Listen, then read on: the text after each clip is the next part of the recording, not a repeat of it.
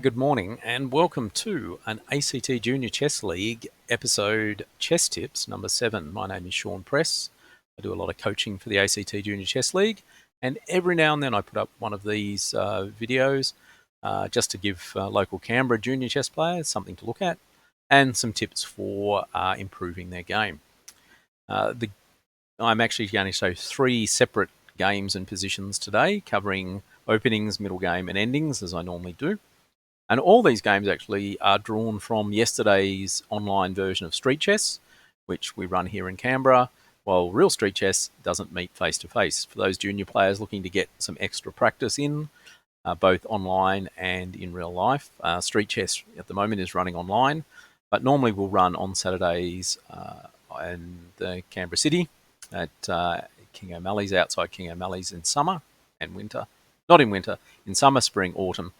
Normally inside in winter, but now it's spring, even though we can't meet in person. So, enough of the introduction. I'm looking at 3 different games, and the first game I'm going to look at from yesterday's competition is an opening, but it's about mouse slips and misclicks, because that was a discussion that we were talking about yesterday. What happens when you go to play a move and it turns out you don't play the move you intended to play? Sometimes we call this a mouse slip, but that normally happens when you try and move a piece on the board and for whatever reason your hand comes off the mouse or you release the button on the wrong square and the move that you intended to play is incomplete. Okay, I've done it on a few occasions. I've gone to take a piece by moving my queen up the board and then my fingers come off the button slightly too early and my queen's only moved halfway up the board. Note, these are the responsibility of the person operating the mouse. So if you misclick, I think you've just got to accept that you've misclicked. Okay, or mouse slipped, sorry. Misclick, on the other hand, is where you intend to play move A, but for whatever reason your brain takes control or your hand takes control and you play move B. And here's a good example. So we've had the first couple of moves. If white chose to play D3 here, it's a closed Sicilian. Knight F3 is still part of the closed Sicilian system. After G6, white probably intended to play Queen E2 here, I'm guessing, or castles, I'm not 100% sure. Instead, played King E2. Now, the big joke here is this is a very popular opening played by strong grandmaster at the moment as a joke, but not as a proper opening. So, white has played King E2 and they didn't want to. Okay, and black has continued normally. Now, the plan should be, and white eventually takes us out, is if you've played a position like this, first thing you do is you don't panic. You go, okay, I played one bad move. But just about every game of chess, we play at least one bad move. It just happens to be this one. So what white has to do is go, what can I get out of this position based on my bad move? And in a sense, the best plan here, and white eventually chose it, is to play rook e1 and then king f1. Okay, and you're kind of what we call castling by hand. And in fact, you haven't really wasted too many moves here because the rook normally castles to f1 and then moves to e1 in 2 moves anyway. So you're getting the rook to e1 in 1 move. Okay, sure, the king is moving about a bit. So after d3, bishop d7, and rook e1, and which is the move we wanted. Queen c8. Now in this position, white played knight to g1 because I think they were worried about the bishop coming to h3. But king f1 here. King f1 here is perfectly fine. Don't worry about bishop to h3. And in fact, this position is almost back to equal. And in fact, white ended up with a reasonably good game here and only lost later in the game. Not because of the opening, but because of other things. So the first lesson is, if you misclick, 1, accept responsibility for your misclick and your mouse slips. It's not anyone else's fault. It's your own fault. You've got to live with it. And 2, try and get something out of the position after you've played the move that you probably didn't intend to play. So that's the first little thing about making mistakes in the opening due to, basically moving, using the mouse incorrectly. Don't panic, play sensible chess, and you'll still get a good game. So the second game I'm going to look at is just a very short middle game / checkmating position that was played yesterday as well. And it's just another lesson on how to keep your king safe. So after d4, d6, c4, d5, we get a Queen's Gambit declined. Okay, taking and taking. Okay, exchange variation isn't that bad. I've used to play it a lot back in the day. Knight to f6, bishop to f4. So just sensible moves here for both sides. Knight f3, bishop g4, e3. And in fact, white is probably slightly ahead just because of development. Okay. But, you know, the position, there's no real dangers so far in this position for both sides. And both sides have brought their pieces out. They put their knights on f6, f3, c3, c6. They brought the bishops out. Black's slightly more aggressive in terms of pinning, but white's are pointing in this direction, which normally signifies some sort of kingside attack. After rook e8, h3 is not a bad move. It kicks the bishop. It gives some... It gives a sort of breathing space for the kings, what we call Luft, so that there are no back rank checkmates that we have to worry about, at least at this point.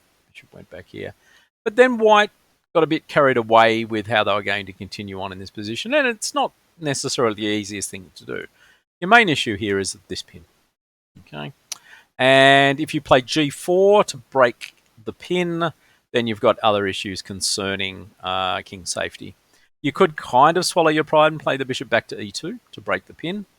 But then people tend not to like doing that simply because the argument is, well, I moved my bishop to d3 for a reason. Why would I then retreat it back to e2? I should have just moved it there in the first place. Anyway, what white played was slightly more dubious, but not at this point losing. Queen a4. And I suppose the idea here is to annoy the bishop on b4, but it's currently protected on by the knight on c6. So bishop takes f3 is right, because now we break the pawn structure up. And after g takes f3, the white king is exposed. Okay. But to be honest, white still has enough resources to defend. Now, I wouldn't willingly go into this position, but if I had to go into this position, I wouldn't necessarily panic. So knight goes to h5. But it was here that white started to go wrong. Bishop h2 is the right move here, and I'll show you why in a second. So queen to g5 check, king goes in the corner. And then black has sort of dreams of checkmating, but it's not quite going to work. Aggressive attempts at playing the rook to e6 don't really work here. Rook g1 is going to drive the queen away. So the queen goes to h4, threatening to take the pawn on h3. White can just be greedy and take on d5, win a pawn, threaten to win the bishop on b4. And after queen takes h3, knight takes b4, the best move for black here is to bail out into a draw. Queen takes check, king over, queen check, king here, and just repeat the position. Instead, what happened was after the bishop went over here, knight takes f4 is not so great for white, I should say, because after pawn takes, black has a very strong position after queen h4.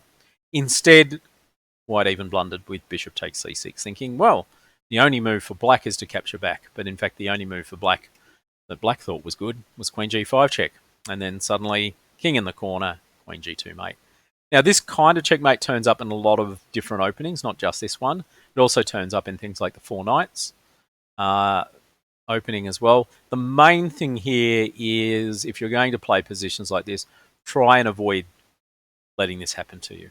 Even if you think you can defend later on, okay, this position doesn't give you a lot. I mean, you can get an e4 in maybe, but exposing your king for that is just not worth it. So that's the second game I'm looking at, and that leads into the third thing that I want to talk about here, and that is sort of knowing what your result is going to be. So let me just jump back. I'll save this one. Yep, and if I can get it back to here, this is the last position I want to look at today. Okay, and often knowing what your result is going to be in advance helps determine how you're going to play the game. So when we first start playing chess, it's just I move, you move, I move, you move, one of us wins. Then it turns out that I move, you move, I move, you move, I move, you make a blunder, and then I win. Okay. And that's fine, and we play a lot of chess that looks like that. But eventually what sometimes happens is I move, you move, I move, you move. I get a sense that you're not going to let me win, and I get a sense that I'm not going to let you win. And maybe the game will end at a draw. This is an example of a game where both sides kind of should have realised what the result was going to be, but one side didn't and kind of made a slight mistake because of it. So I've chosen this position for starters because black actually has offered a draw in this position, and this position is drawish, but only if you know how to draw it. Okay, so it's a rook and pawn ending with 2 rooks each. Pawns on the board. Often a lot of these endings end in a draw simply because all the pawns on various parts of the board just get chomped, and I'll show you what happens here. So white took, black offered a draw, white said no, and captured. And after the pawn takes, now the pawn on c3 looks quite dangerous, and it is quite dangerous. Because after taking here, rook gets behind the pawn. Almost always, yes, the correct move. You put your rook behind one of your own passed pawns, because then I'll show you exactly why. Once the rook goes back here and you play c2 and the rook goes here, the black rook has lots of squares to move up and down the c file. The white rook has none. So now, having said that, now's a good time to work out what's going to happen in the next few moves. That white rook is not going to move away for now, because if it moves, you just play c1, make a queen, rook takes, you're ahead of rook. So the only way white is going to survive in this position is to march the king from h2 all the way across the board to d2 or d3, and then play rook takes d2. And that's such a simple and obvious plan, you don't really have to think about it. As long as you know that the thing you need to do in this position is to get your king over to the board, it's all pretty straightforward. The slight extra plan that white has is also push the a-pawn down the board. Because at some point, if you just keep pushing that a-pawn down the board, the black rook has to take the a-pawn. And when the black rook moves off the c-file to take the a-pawn, the rook on c1 can capture on c2. And you're left with a position where rook against rook, and you've got 3 pawns on the same side of the board. And almost always this position is a draw if you know what you are doing.